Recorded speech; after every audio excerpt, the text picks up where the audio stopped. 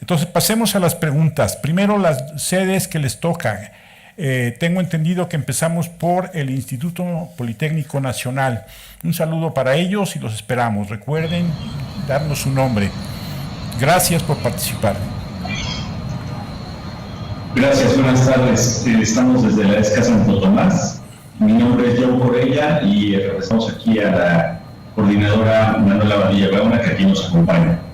Gracias, buenas tardes. La primera pregunta, van a ser dos nada más. La primera sería, el cambio constante en las normas legales que rigen el sistema educativo español es un factor de inestabilidad. La pregunta es, ¿en qué medida esa inestabilidad normativa ha llegado a las universidades y cómo les ha afectado en el contexto del siglo XXI?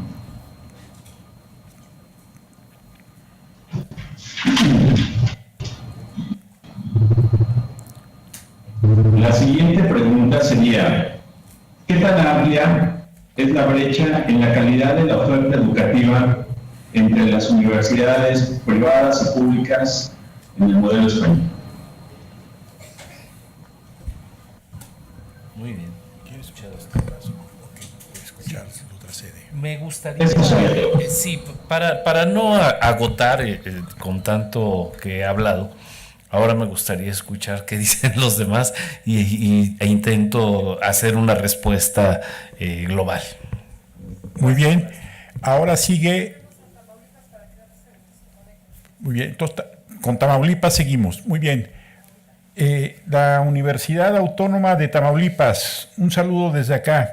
Esperamos su participación. Gracias por participar. Adelante. Les felicitamos por su trabajo al doctor Casanova. Queremos plantear esta pregunta. ¿Qué postura han tomado las universidades en España con respecto a la pretensión independentista de Cataluña?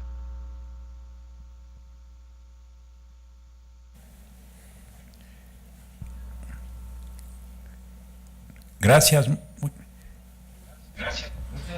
Tampico, sede Tampico, Universidad Autónoma de Tamaulipas. Adelante.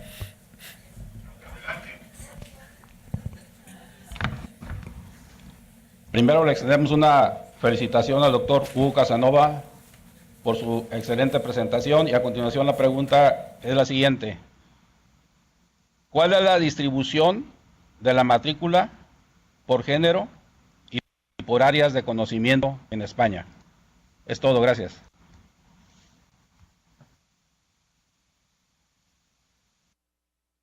Sí, pues si quieren contesto las de fuera y luego aquí adentro.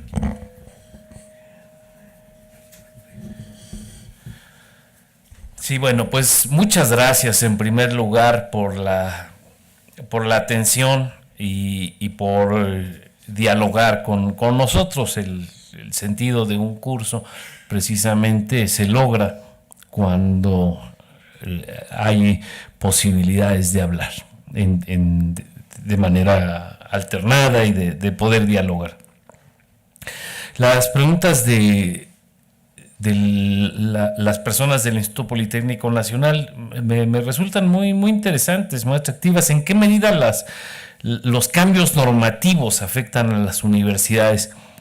Esto es todo un tema. El cambio en la universidad es algo, o el cambio en la educación incluso, es un proceso complejo que no se da de manera automática. Cambian las leyes, cambian las disposiciones normativas y la vida de las instituciones no siempre cambia en automático. En principio, a mí me parece que ocurren condiciones de resistencia en la vida cotidiana de las universidades.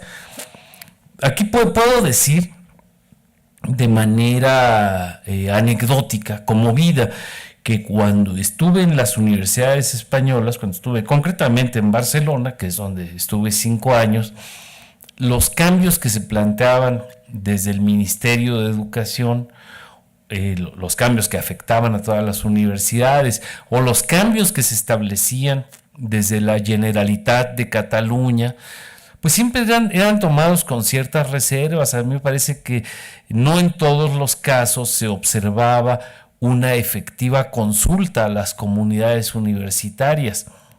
De hecho, la propia Ley de Reforma Universitaria de 1983 representa para muchos universitarios una afrenta en términos de que les cambian el escenario institucional.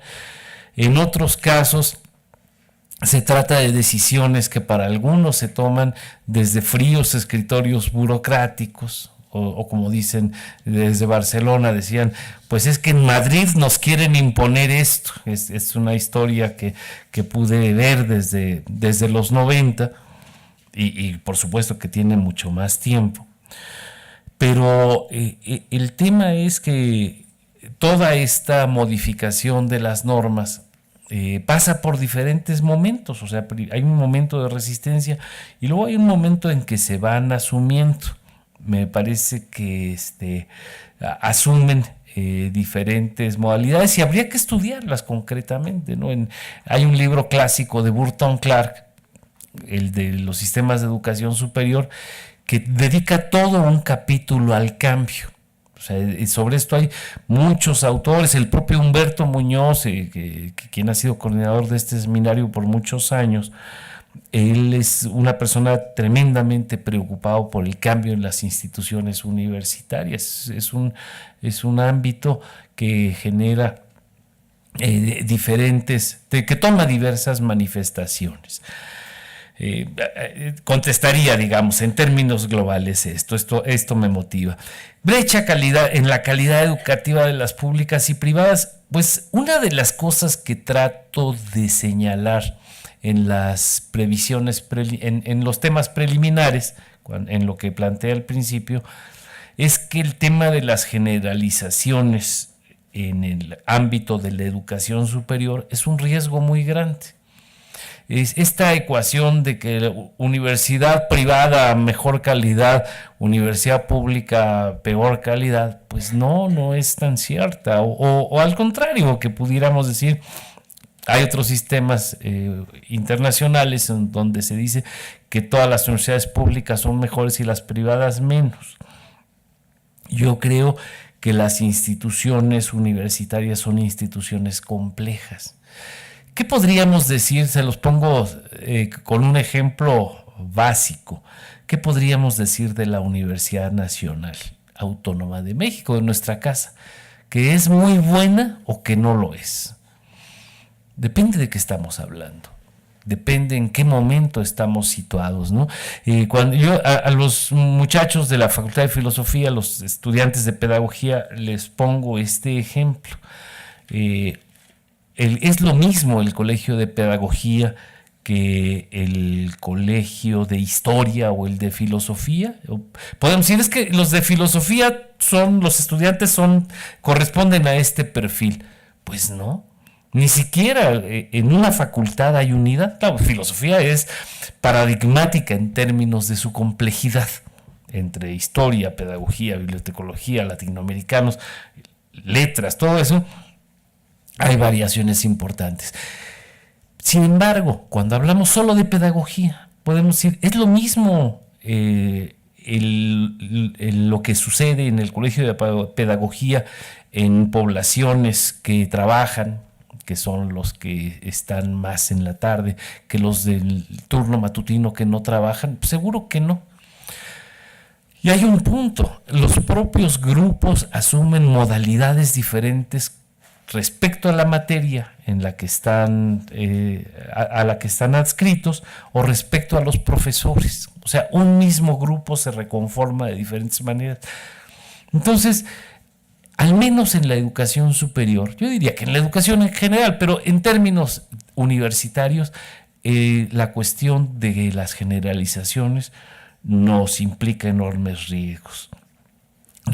Por tanto, el tema de calidad asociada al régimen público y privado, yo diría que habría que tener reservas. En México tenemos, se las pongo de este tamaño, en el régimen privado una enorme heterogeneidad. En el régimen público es evidente, pero en el régimen privado podríamos decir que todas las escuelas son maravillosas, que todas las escuelas privadas son de élite, todas son el ITAM o son la Ibero. No, que va. Tenemos una gran cantidad de instituciones de atención a la demanda, las mal llamadas patito, que podrían tener, digamos, también el prejuicio de que son muy malas. Y muy probablemente no lo son todas, ni en todos los momentos. O sea, ¿cómo se redefine una institución universitaria en cada momento? En fin, este es un reto, me parece, para el análisis. Aprovecho la pregunta, me parece estupenda la pregunta porque me ha permitido manejar esta cuestión. Quienes están haciendo tesis sobre educación superior habrían de considerar esto. O sea, no podríamos plantear juicios terminantes y contundentes sobre la educación superior o sobre los diferentes momentos de la educación superior. De Tamaulipas comentan el tema de la Universidad Española frente a la independencia de Cataluña. Bueno, me valdré de este mismo ejemplo. Depende qué universidades de qué lugar. Y las universidades normalmente han sido muy cuidadosas. Lo único que he sabido de manera directa es hace unos días la Universidad de Barcelona, que está situada en el ámbito de catalán, naturalmente es la Universidad Catalana, es una universidad que ustedes vieron surgió hacia el siglo XV. La Universidad de Barcelona se sumó a una concentración que hubo en rechazo a la represión a los votantes catalanes, a los del referéndum, que dicen normalmente la prensa española dice al referéndum ilegal. Bueno, no nos meteremos en el debate de legalidad o ilegalidad del referéndum. Lo que diría es que en la Universidad de Barcelona, al menos, expresó una posición de compromiso en la defensa de la sociedad y en compromiso de la no violencia. Eso me parecería que está allí presente. No he escuchado otras manifestaciones, pero es muy probable que vayan en el sentido de cautela. Hay un hecho que comparto con ustedes. Los propios profesores de la Universidad de Barcelona, como muchos de ustedes, tengo un muro en el Facebook. Entonces, en ese muro tengo algunos colegas de la Universidad Española. Entonces, me ha llamado muchísimo la atención que sobre Cataluña nadie habla. Ningún profesor, tenga una posición a favor o tenga en contra, ha puesto una declaración en ningún sentido. Hay una enorme reserva, me parece, una gran prudencia. No sé si ellos en otros ámbitos se estén manifestando, pero hasta donde yo he visto, los universitarios están muy cautos ante lo que está sucediendo. Se los comparto a ustedes, ¿no? No es algo que se viva de una manera muy intensa, al menos en ese ámbito. Y lo único que sé es que se opusieron, que el tema, por ejemplo, el discurso del rey después del referéndum fue visto de una manera no muy satisfecha por diversos universitarios, sino se esperaba que hubiera una declaración que también reconociera o que se planteara como un árbitro entre las partes en disputa. Pero en fin, lo que quiero iluminar es la cuestión de una gran cautela del sector universitario. Y de la matrícula que consulta el profesor en Tampico, me parece, teníamos en el Power, si pudiéramos regresar al Power, que creo que no lo tenemos. Bueno, sí lo tenemos por ahí. Ahí tenía un poco de datos sobre el tema de género, de especialidad. No lo trabajé porque pensé que era entrar a detalles muy concretos. Yo recomendaría hay un par de páginas, la del Ministerio de Educación de España, donde tiene un apartado de universidades. Hay otro apartado hay otra página en la CRUE, que es la Conferencia de Rectores de las Universidades Españolas, www.crue.es, y hay un informe ahí sobre universidades españolas. A mí me parece que ahí se puede acceder. Hay otra fuente que son datos del sistema universitario en España. Si ponen Google, no traje ahora las referencias directas, de hecho la propia presentación carece de referencias. Las tengo regadas en un montón de lugares y me comprometo en estos días hacérselas llegar al doctor Jorge Martínez Stack para que las integre a la presentación. Haré una presentación, unas referencias mínimas, no quisiera saturarlos de información, pero sí que tengan alguna idea de las fuentes, ¿no? Pues cité a muchos autores, no me di cuenta, al final me fui engolosinando y cité mucho a los ingleses, y cité a Giner de los Ríos, y cité a Ortega y Gasset y a Unamuno, y al final ese es un poco el vicio de los académicos, que nos engolosinamos con las referencias y esto. Hay varios, es cierto. Bueno, hay unos que se pueden comentar y este es uno de ellos, porque tiene una cierta dimensión de nobleza. Los otros que no lo son, no los diré.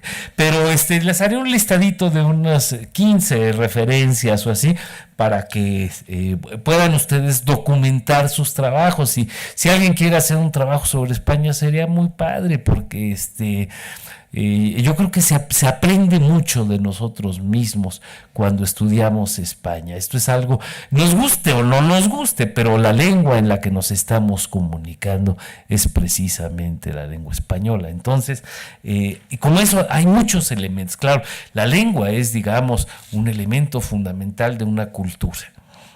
Y cuando estamos hablando esa misma lengua, algo nos articula, de verdad. O sea, nos puede gustar o no. Y a mí me pasó cuando estuve allá, cuando llegué, tenía esta condición de gusto y de rechazo en algunas cosas, y que después uno las acomoda pensando en que es algo inevitable y que parte de la conformación de lo mexicano pasa por entender de alguna manera eso, ¿no? Y entiende uno muchas cosas. Bueno. Las preguntas se siguen multiplicando. Le voy a pedir al doctor Martínez Stack que él nos las ordene. Yo después me las da, pero sí, así me permite un respiro y él les da un sentido más claro. Bueno. Sí, creo que hay una pregunta, nos hace Patricia Fierro, de la Autónoma del Estado de México, de Morelos, que creo que podría ser como una que replantea varias cosas que de inicio tú expusiste, que es la gran influencia de la universidad o de la institución o la educación superior española a lo largo de la historia sobre las universidades en Latinoamérica. La pregunta que hacen o la reflexión que hacen ahí en Morelos es respecto a si la sigue habiendo, si sigue todavía esta influencia, porque marcaste como dos etapas, hasta principios del siglo pasado, ¿no? Una fuerte influencia, y luego dijiste, gracias a Dios, no dijiste gracias a Dios, pero qué bueno que ya no, y luego hablaste de otro tipo de influencias. La pregunta es, ¿cuál sigue siendo la influencia de la institución de educación superior española en México, y cómo sería para el caso de Brasil? ¿Sí? Esa es una que creo que da para plantear algunas cuestiones, ¿no? Perfecto, muchas gracias. Me parece que tiene diferentes entradas este cuestionamiento. Históricamente, la Universidad Española sirvió como una suerte de matriz para las universidades de América Latina. yo creo que culturalmente sigue teniendo un peso. Hay una suerte de esquema básico que nos hace tener desarrollos similares al de los españoles. Sin embargo, creo que en el México de hoy, en la América Latina de hoy, lo que impera como paradigma no es la universidad española, sino es el modelo de universidad estadounidense y el modelo de universidad actual, el que he definido, el que está deslocalizado, el que ya no está en ningún lado, que es una universidad, dijéramos de manera sintética, una universidad modernizada, una universidad orientada a la investigación y una universidad orientada desde un esquema anglosajón. O sea, hoy a lo que más miramos para definir las universidades es a las universidades estadounidenses, anglosajonas o de investigación, y también lo que buscamos, lo que miramos, y hablo en plural porque estamos por este país, a las universidades llamadas de clase mundial. O sea, hoy eso es un referente. Y los rankings, los esquemas de ponderación internacional, a eso nos acercan. No digo de ninguna manera que me gusta ese escenario. Lo que quiero es de alguna manera orientar hacia lo que a lo que buscan los sistemas universitarios parecerse.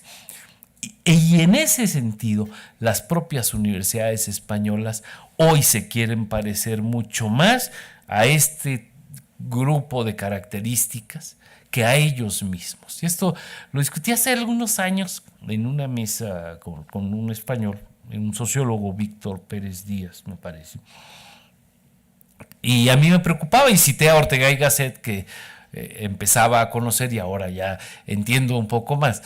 Pero yo le decía, ¿no le parece a usted, doctor, que antes de buscar emular a estas universidades estadounidenses tendrían que pensar en lo que ustedes mismos pueden ser? Porque Ortega dice tal. No le pareció muy simpático al señor mi observación, pero lo sigo pensando profundamente. ¿Por qué no buscar construir un esquema de desarrollo más original, más relacionado con nuestra historia, con nuestro contexto, con nuestra cultura?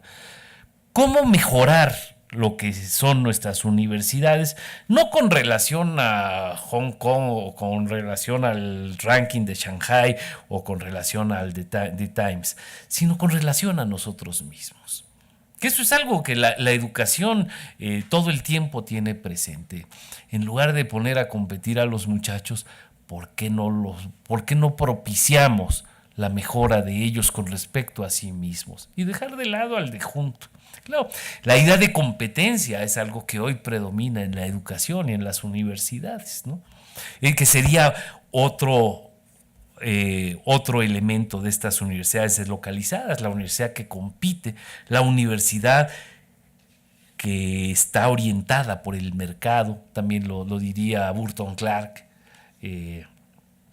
o Brunner mismo, no tanto como crítica en ese caso, sino como una tendencia. Aquí nosotros me parece que nos podríamos atrever a criticarlo. ¿Cómo podríamos buscar otros referentes, ¿no? Entonces, nos parecemos a las de España en el sentido que busca ambos sistemas emular a este modelo hegemónico de universidad, ¿no? Es un modelo orientado por el pensamiento único, por la hegemonía de unos cuantos y por su deslocalización en términos de geografía, ¿no? Está en muchos lugares esa universidad. Perdón. Aprovecho tu último comentario. Aquí los colegas de la Universidad del Estado de México plantean, si pudieras explicar un poco más esta noción de deslocalización, que ahorita, sí, si pudieras hablar sobre eso. Sí, muy brevemente, no esconde ningún enigma ni fundamentación conceptual profunda. Y tiene que ver con que hoy, he dicho, las universidades están no caracterizadas por un solo lugar, no es París y Bolonia, no son los modelos nacionales del 19, no es la Universidad Estadounidense del 20, sino es un modelo universitario que trasciende las fronteras y que está ubicado lo mismo en países muy ricos que en países que no lo son tanto, en todo este grupo de países intermedios en los cuales está México, pero también en países más frágiles económicamente se encuentran rasgos de la deslocalización. O sea, y esto me lleva también a un tema interesante. Los propios grupos sociales están deslocalizados y tienen nuevas formas de articulación. Quiere decir que hoy en México, por ejemplo, las capas más favorecidas están mucho más cerca de las capas favorecidas de otros países que de las capas desfavorecidas de su propio país. O sea, los ricos se mueven por el mundo, van a las mismas universidades. ¿Cuántos mexicanos tenemos en el sistema universitario de los Estados Unidos o en el sistema universitario británico? Hay un montón de mexicanos que no son los que están aquí esta tarde, ¿no? Pero son grupos de mexicanos que se tocan con grupos favorecidos de Chile, de Argentina, de Brasil, de España, y que confluyen en Harvard, en Stanford, en Yale, en diversas universidades, o en Inglaterra, ¿no? Tenemos un secretario de Educación, por ejemplo, que pasó por no sé si por la London School o por el Imperial College, alguna de estas universidades de élite, ¿no? Y esto tiene que ver con grupos sociales que también se deslocalizan en términos geográficos. Yo no sé si con esto hay instituciones y hay sujetos que se mueven por el mundo. Y bueno, y hay grupos desfavorecidos igual, hay grupos desfavorecidos en México como los hay en Nueva York y como los hay en Londres y como los hay en Madrid. La pobreza también se toca, esta no personalmente, sino en términos de existencia real. Otra vez me voy a brincar, tenía otra propuesta, pero aprovechando tu último comentario, hay un pregunta sobre si pudieras hablar cómo está la situación de los migrantes y su incorporación a la universidad en España, si conoces sobre estas cuestiones. Sí, cómo no soy un experto ni mucho menos en esos temas. Yo creo que sí son de los ángulos que hay que ir conociendo. El fenómeno de la migración me parece que tiene diferentes intensidades a lo largo de las últimas décadas. Hay un fenómeno de migración después de la caída del muro y hay una migración de Europa del Este a los otros países, ¿no? Hay húngaros, polacos, checos que llegan a España, rusos incluso.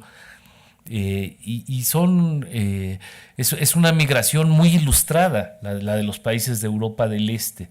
No en todos los casos logran articularse al mundo académico, es más, la sociedad española, como la de otros lugares en Europa, es resistente y les cuesta mucho trabajo incorporarse. Las nuevas migraciones yo creo que son aún más complejas, toda la problemática del Medio Oriente, la problemática concreta de los sirios, ha sido muy difícil de absorber por los sistemas universitarios y por las sociedades. Esta migración ha enfrentado un rechazo y una estigmatización tremenda, ¿no? Parece que es un tema que habrá que resolver. Nosotros lo tenemos muy cerca. Hay que recordar que la migración mexicana a los Estados Unidos implica más de 10 millones de personas que están del otro lado, y nuestra amiga Estela Ben Simón, con quien nos vimos no hace mucho socialmente, Jorge, estudia estos temas y en su universidad se da cabida, tienen una perspectiva de análisis muy importante con relación a las migraciones. Yo creo que ese es un tema del siglo XXI, el de las grandes migraciones.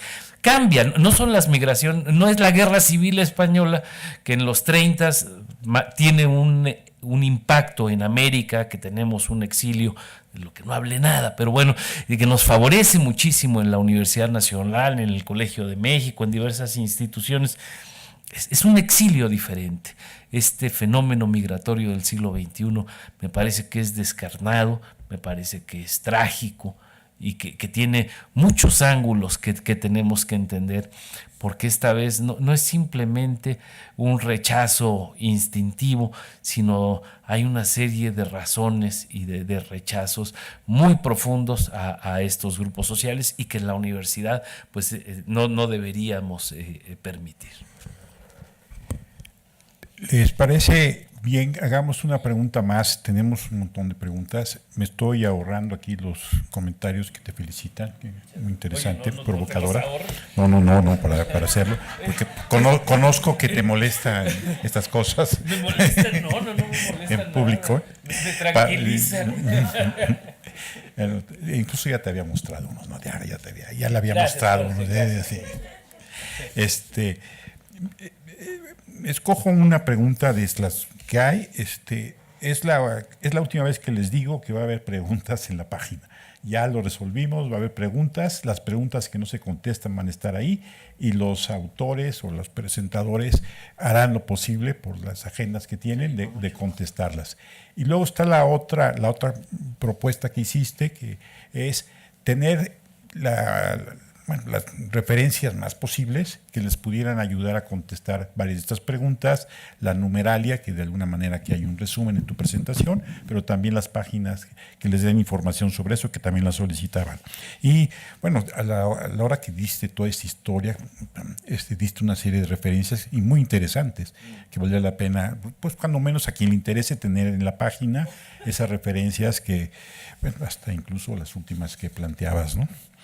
¿Sí? Bien, entonces aquí hay una que cómo conciliar al mismo tiempo esta tendencia a participar en los rankings y ser, por ejemplo, la política de ser muy selectivos con los estudiantes, porque los rankings internacionales presionan hacia eso, con los dictados de la Unión Europea, el Consejo de Lisboa, sobre la necesidad de mejorar la inclusividad, el acceso y la eficacia en las universidades. Si tienes alguna opinión de cómo resolver este aparente conflicto entre la tendencia de los rankings y esto. Sí, no, seguro que se vive una enorme tensión en términos de los rankings, ¿sí? Y ahí es cuando las universidades comenzamos a parecernos mucho. En el caso de México,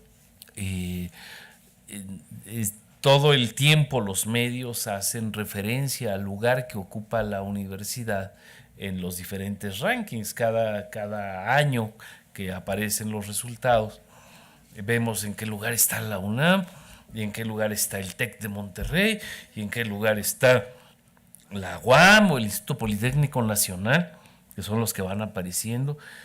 Y preocupa como si de verdad la institución se estuviera moviendo y estuviera como en la bolsa perdiendo valor o ganándolo.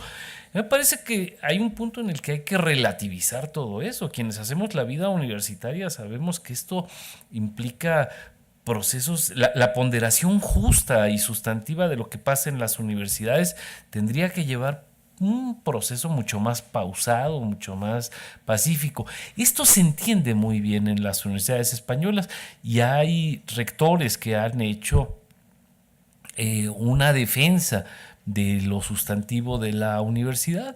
Sin embargo, hay también una tendencia, y a mí es lo que personalmente me parece, que el gobierno español actual se ha decantado mucho más por esta lógica mucho más inmediatista y mucho menos profunda de los rankings. y se han dejado llevar por esto este afán por la evaluación, por la calidad, sin entrar demasiado en la sustancia de lo que sucede en las universidades. Hay una suerte de condición pendular en la política universitaria, y me parece que hoy el péndulo, lo que les contaba del siglo XIX, hoy el péndulo está, ya no hay en esa perspectiva del nacionalcatolicismo, del franquismo, pero sí hay una suerte de conservadurismo en la conducción de las universidades. Hay una suerte de conservadurismo en cómo plantear la funcionalidad universitaria ante el mercado y ante la producción. Y hay una condición que va en detrimento del sentido humanista de la universidad en España, ¿no? Yo lo pondría, pues, cerrándolo en términos de las tensiones que vive hoy la institución. Gracias, doctor. Pues otra vez nos quedamos castigados los de la sede aquí en el instituto. Ya no hay tiempo para hacer preguntas. Les prometemos que para la próxima sesión sí nos obligamos a tener un espacio para que ustedes puedan hacer sus preguntas aquí. Sí, si me perdonan, discúlpenme. Doctor, realmente le decía en el intermedio que él, al dar la historia de la Universidad Española, da un contexto que a lo mejor nos ha faltado en el curso, hablar más de la universidad como institución, y en este recorrido, que creo que ha sido muy rico, pues le da un contexto no nada más a la sesión de hoy, sino a todas las sesiones, bueno, además de las características de la Universidad Española misma. Y doctor, pues te agradecemos mucho, te tengo que hacer entrega de tu reconocimiento. Muchas gracias, doctor, y nos vemos. Felicidades. Y pues nos despedimos y con el equipo de allá atrás, muchas gracias. A las 8 en punto, ¿sale? Gracias, nos vemos, las sedes, hasta luego. Nos vemos la próxima semana. Ya saben qué nos toca la próxima semana. Brasil, sale. Con música de vida.